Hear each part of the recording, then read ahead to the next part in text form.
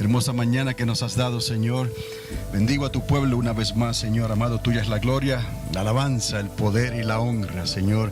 Apresura tu reino. Amén y amén. Y en esta mañana quiero hablarles no muy extensamente o profundamente, sino sobre la necesidad de tomar riesgos. Diga, tomando riesgos. Porque ciertamente nosotros como pueblo de Dios hemos sido llamados a tomar riesgos. ¿Sabe lo que es a tomar riesgos? No, tomar riesgo, ¿no? Usted a veces tiene que tomar decisiones que usted no sabe exactamente cómo las cosas van a salir. Entonces usted se arriesga. Pero para nosotros, los hijos de Dios, todas las cosas obran para bien. Si hay un pueblo que puede tomar riesgo, si hay una persona que puede y debe de tomar riesgo, es el hijo de Dios, el creyente, es la hija de Dios, es la creyente, la que ha puesto su confianza en el Señor, porque los riesgos que usted tome los va a hacer, van a estar basados en el temor de Dios, en la palabra de Dios. Entonces, sí, necesitamos demostrarle a Dios que nosotros estamos dispuestos a tomar riesgos. Se toman riesgos de muchas maneras y las consecuencias también son consecuencias muy diversas, ¿no? Pero hay que hacerlo. Hay gente que se toma el riesgo de buscar un trabajo nuevo, pero no sabe exactamente cómo las cosas van a salir. Pero tuvo que hacerlo, amén. Y si está en el temor de Dios, todas las cosas van a obrar para bien, siempre y cuando pongas a Dios primero. Pon a Dios primero, ponlo segundo, ponlo tercero. Entonces toma los riesgos necesarios y todo lo demás va a salir bien. De ahí que todas las cosas obran para bien para los que temen a Dios. En esta mañana quiero hacer un contraste entre la vida de Elías brevemente y su sucesor, porque Elías tuvo un sucesor, alguien que le siguió, y ese hombre vino a ser Eliseo.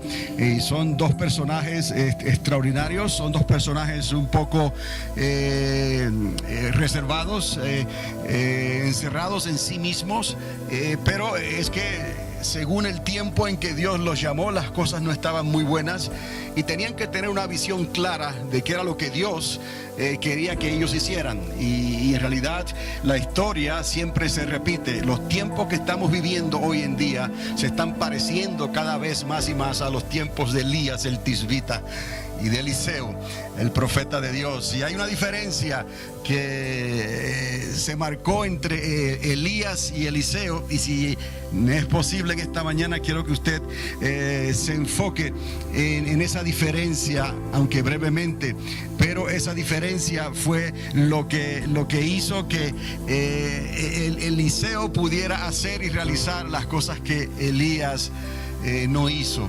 Y quizás el nivel de adaptación de los profetas, de estos dos profetas, el nivel de riesgo que tenía uno y tenía el otro hizo la diferencia. Vemos el nivel de riesgo de Elías y vamos a ver el nivel de riesgo de Eliseo. Y eso nos muestra a nosotros que la verdad, el hombre tiene libre albedrío, usted tiene libertad para escoger lo que quiera hacer, y en muchas ocasiones Dios te va a bendecir y Dios va a estar de acuerdo contigo en tus decisiones. En otras decisiones que tú hagas, Dios te puede permitir que tomes esas decisiones, pero van a traer consecuencias. Y Dios prefiere la persona que toma el riesgo plenamente, confiado hasta el último momento de que lo que Dios le diga, Él está dispuesto a hacerlo. Aún en el último momento, en los últimos 5 minutos, en el último minuto, puede que Dios te llame a tomar un riesgo, que tu cuerpo te está diciendo no lo hagas, pero el Espíritu te está diciendo hazlo y confía en Dios. Y Dios obviamente va a preferir a esa persona que aún en el último instante tenga la disposición de tomar el riesgo de confiar en Dios y esperar en Dios, que Dios a la larga va a hacer que todas las cosas salgan bien. los que temen a Dios, todas las cosas obran para bien. Todo lo puedo en Cristo que me fortalece. Y usted se va a dar cuenta que esto usted lo puede aplicar a todas las áreas de su vida. No solamente estamos aquí hablando, principalmente estamos hablando del área personal, de tu relación personal con Dios, el área espiritual, tu afinidad para escuchar lo que el Espíritu Santo te está hablando. Pero aplica esto en tu hogar, aplica esto con tus hijos, toma tus riesgos, pero sé firme en tus decisiones.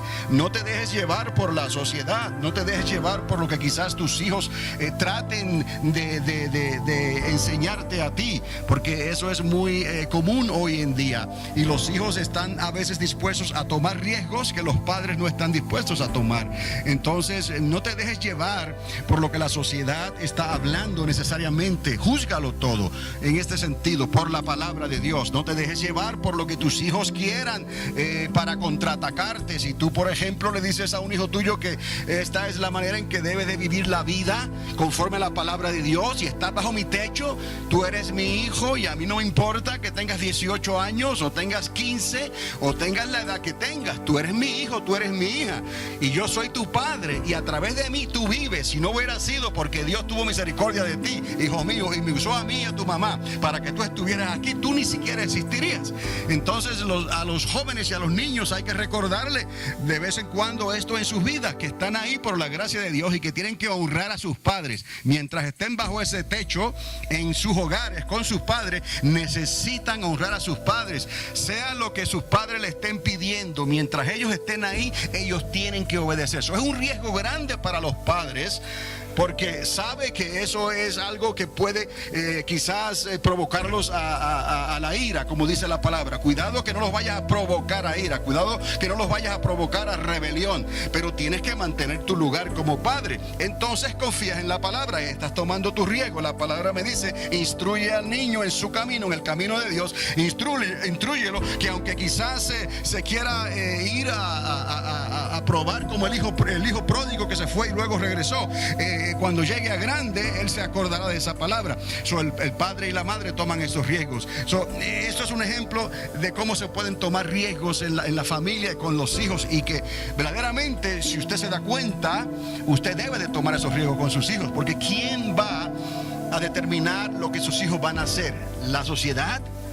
¿Lo que se les enseñó fuera del campamento? No, usted es su papá o su mamá, como Dios les haya permitido llegar en ese matrimonio, en ese hogar.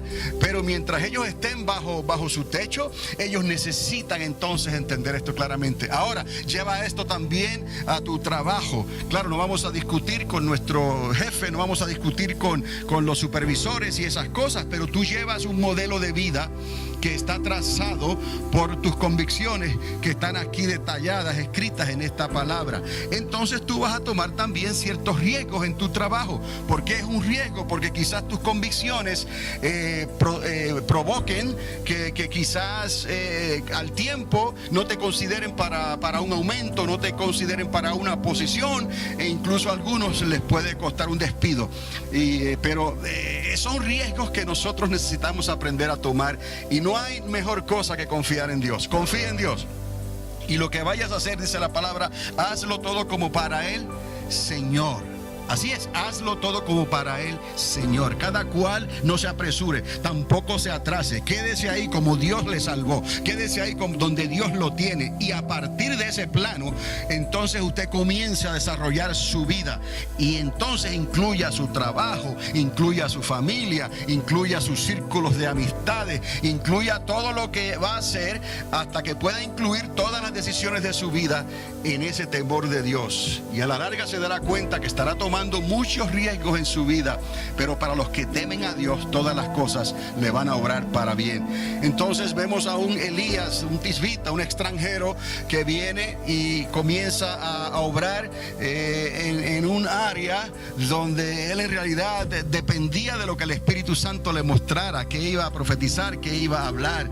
Y luego tiene una serie de circunstancias a su alrededor, con un pueblo rebelde y contradictor, y con un rey corrupto, con una esposa aún más corrupta que él, Jezabel, y él tiene que lidiar con esos problemas y con esas decisiones. Pero quiero hacer un alto aquí antes de continuar con esto, y es que dése cuenta también que la historia se repite, en el sentido de que no hay nada nuevo que vaya a ocurrir que no haya pasado antes. Lo que cambia es el nivel de intensidad.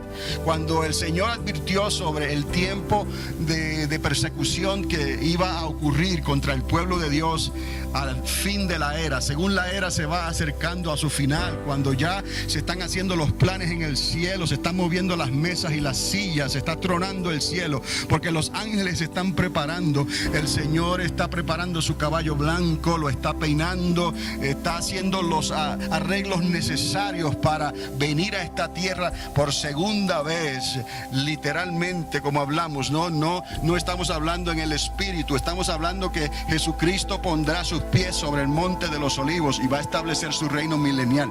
Según nos vamos acercando a ese tiempo final, por las señales que estamos viendo, por lo que sentimos del Espíritu Santo, por lo que dice la palabra profética de Dios, el pueblo de Dios tiene que estar ya alerta como los hijos de Isaacar y haberse dado cuenta que el fin de la era se acerca. No el fin del mundo, como dicen algunos por ahí, o para sacar provecho. No, el fin de una era se acerca, porque Dios va a cambiar las cosas que están ahora mismo establecidas en la tierra, los gobiernos y todo lo que Dios ha establecido.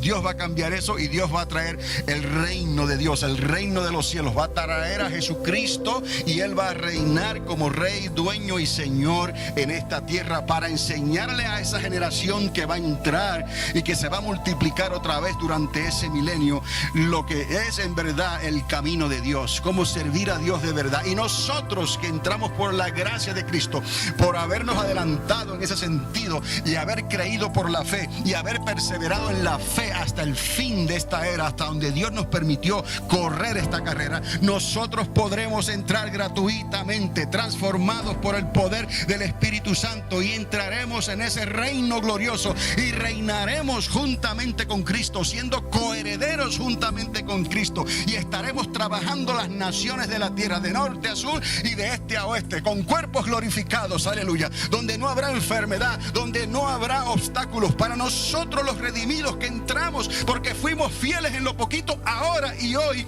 y pudimos entrar a lo grande cuando Cristo establezca ese milenio. Cristo establece ese milenio para traer todas las cosas en el término de Dios el Padre, toda la creación, todas las generaciones, las culturas, las naciones que van a entrar durante ese milenio, que van a creer, para que entonces al final de ese milenio, entonces Él va a entregarlo todo al Padre, y vendrá esa nueva Jerusalén, tendremos esos cielos nuevos, esa tierra nueva, y nosotros entonces podremos decir: hasta aquí nos ha ayudado el Señor, hemos trabajado, pero gracias a Dios, porque somos parte de esa eternidad. Y eso es lo que el creyente debe de esperar. Aunque algunos pensarán, pues 1000 años es mucho tiempo, recuerde que para Dios 1000 años es como un día, y un día como 1000 años. Tenemos que entender todas estas cosas, porque esto nos va a ayudar a tomar los riesgos necesarios, confiando en aquel que te llamó, confiando en aquel que nos llamó. No importa lo que el mundo pueda hacerte, no importa lo que la sociedad pueda tratar de convencerte, pero tú no te vas a dejar convencer por lo que dice la sociedad. Tú no te vas a dejar convencer por lo que dice la cultura que está a tu alrededor, que está a nuestro alrededor. Tú no te vas a dejar convencer o mover tan fácilmente por el gobierno. Todo tiene que ser traído a la luz de la palabra, y si tiene alguna virtud conforme a esta palabra, entonces consideramos esa manera de pensar y consideramos esas acciones. Mientras tanto, tendremos que seguir tomando riesgos hasta el fin de los tiempos. Amén. Entonces, la historia en realidad se va repitiendo cuando se habla de ese tiempo que Jesucristo habló de persecución. No es casualidad, no es curioso. Se comienza con una semana y se identifica con una semana de 7 años. Hemos hablado sobre esto muchas veces. Y luego parece ser entonces que en realidad no es parece, es un tiempo que es reducido a 42 meses, que son 3 años y medio. Entonces vemos ahí como en realidad es algo que ya les estoy diciendo, ha ocurrido antes. Lo que no ha ocurrido es la intensidad. Y Jesucristo lo que dice es que vendrá ese tiempo como no lo ha habido antes ni lo habrá después. Y está hablando en la intensidad de la persecución, la intensidad de los tratos que las naciones van a tener por medio de la misma naturaleza, que es como que se va a rebelar contra todo lo que hay, y los cielos van a hacer cosas que el hombre no puede controlar, los mares van a hacer cosas que el hombre no puede controlar, la tierra va a hacer cosas que el hombre no puede controlar. Entonces Dios permite todo esto para que el hombre reconozca que hay un creador, que ese creador que ellos debieron de haber creído aún tenía poder y sigue teniendo poder para controlar esa actitud de la misma naturaleza, la cual ellos llaman la madre naturaleza. Pero en realidad todo eso está bajo el control de Dios. Si mi pueblo se arrepintiere, si mi pueblo creyere, yo perdonaré sus pecados y sanaré ¿qué? A su madre naturaleza, como ellos le llaman, sanaré la tierra. Entonces eso nos muestra que la intensidad de ese tiempo de persecución al fin de la era va a ser como nunca antes ha ocurrido. Pero no dijo que no había ocurrido. En los días de José en Egipto, con el faraón de Egipto, vinieron 7 años de hambre sobre la tierra. ¿Y qué hizo Dios? Dios le da una oportunidad al pueblo de Egipto, le da una oportunidad a través del pueblo de Dios, y usa a José y le muestra lo que las naciones tenían que hacer en aquel entonces Egipto para poder sobrevivir esos 7 años de persecución, esos 7 años de hambre. Y trabajó todo conforme al plan de Dios. ¿Por qué? Porque hubo temor de Dios y José obedeció, y el faraón le creyó a José, y todos pudieron escapar de esa ira de 7 años que ocurrió en Egipto. Pero luego, en los días de Elías el Tisbita, en los días de este extranjero, ocurre algo que en lugar de manifestarse por 7 años, se manifiesta por 42 meses. ¿Qué son qué? 3 años y medio. Obviamente, Elías está hablando en términos de 3 años cuando se escribe, pero cuando Jesucristo recuerda la historia de lo que pasó con los días de Elías, en esos días Jesús dice no 3 años, en los días de Elías, que fueron 3 años y medio, que son 42 meses. ¿Qué es lo que nos dice eso? Que cuando ya él fue a hablar con Acab, cuando ya él fue a dar la sentencia del juez de arriba, ya habían pasado 6 meses en que la tierra se estaba secando, las nubes se habían ido y los arroyos se estaban secando. Son 3 años y medio. Quiero que entienda esto, 42 meses también. Y Dios tuvo que tratar entonces con su pueblo durante aquel tiempo de 42 meses. Fueron años terribles para Israel, no solamente para Israel, sino para Siria, para las naciones que estaban alrededor de todo aquel territorio, porque el hambre y la sequía fue como algo que no habían experimentado en mucho tiempo, y quizás algunos nunca experimentaron un hambre y una sequía como esa persecución que hubo durante esos 42 meses al principio, al comienzo del ministerio del profeta Elías. La historia siempre se repite. Como en los días de Egipto, así va a ser. Como en los días de Elías el Tisbita, así va a ser. Entonces lo único que va a cambiar aquí es la intensidad de esa hambrura, de esas guerras, de ese conflicto, de esa tribulación.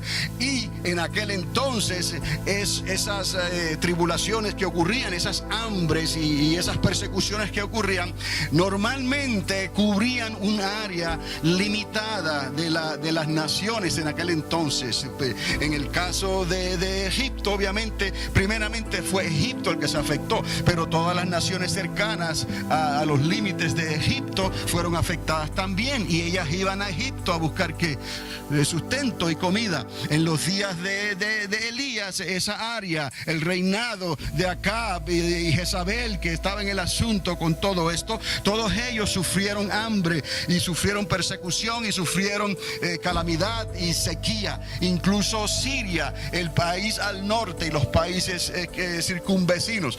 En el tiempo de la grande tribulación, no solamente va a ser en el área del Medio Oriente, no va a ser solamente la Palestina como la conocemos hoy, sino que va a ser algo global, va a ser un nuevo orden, va a ser el tratar de implantar una nueva era, traer una nueva conciencia, una manera de pensar diferente, va a querer cambiar los tiempos y la ley. Todo eso en realidad no es completamente nuevo, ya ha ocurrido, solamente usted tiene que repasar la historia y se va a dar cuenta que el diablo sigue siendo diablo, desde que se rebeló contra Dios hasta que sea echado fuera del cielo y eventualmente atado por 1000 años en el corazón de la tierra, algo que él terriblemente no desea, y luego sacado de esa prisión para ser lanzado al lago de fuego eternamente y para siempre. El diablo seguirá siendo diablo y no hay oportunidad de redención, ni de que se convierta, ni de que haga otra cosa, sino de ser diablo. El Señor le reprenda.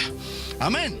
Estamos entendiendo cómo en realidad no hay nada nuevo bajo el sol, como dijo el salmista, como dijo el profeta, como dijo Salomón. No hay nada nuevo, es que las cosas han cambiado en la manera en que se proyectan, en la manera en que ocurren, en la manera en que Dios permite que cambien.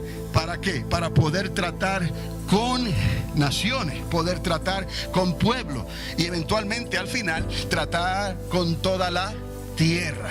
Y por eso es que Jesucristo tiene que reinar 1000 años aquí en esta tierra, para dar esa última oportunidad a esas naciones que van a entrar, y nosotros estaremos ya revestidos con cuerpos glorificados, sirviendo al Señor a donde Él nos llame a trabajar sin quejarnos. Pero para entrar ahí y tomar esa posición, ese trabajo, de la manera que Dios nos va a recompensar, tenemos que arriesgarnos hoy en día. Tenemos que estar dispuestos hoy en día. Entender estas cosas desde el principio hasta el fin. Porque no hay cosa más terrible que usted no pueda entender cuál es el plan de Dios. Entonces eso te puede hacer a ti inseguro. Te puede hacer a ti que tengas duda si es de Dios o no es de Dios. Pero una vez, si usted está dispuesto, tiene que estar dispuesto. Recuerda, la determinación de la persona, el grado de compromiso que tú tengas va a determinar entonces hasta dónde tú vas a llegar con el Señor y hasta dónde vas a recibir las cosas que Dios te quiere dar.